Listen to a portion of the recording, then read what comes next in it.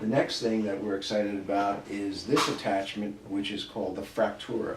So what this does, it uses radio frequency with microneedling. There are two modes on this. One is the coated and one is the uncoated needles.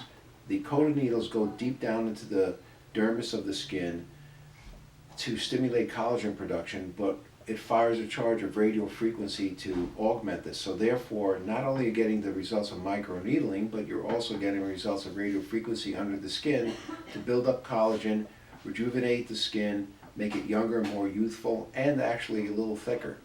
Now the results of this are accomplished by several treatments depending on the patient's skin issues. And the final results can be seen within 6 to 12 months. There's another mode, which is the Fractora mode with the uncoated needle, which treats the surface of the skin. So therefore, in the past we were only offering laser resurfacing with the CO2, which got great results, but a lot more downtime. With this technology, the results are more immediate and they yield excellent results as far as skin texture. So the patient who wants to have less downtime, get back to work quicker, now we can offer this technology and we're very happy with it.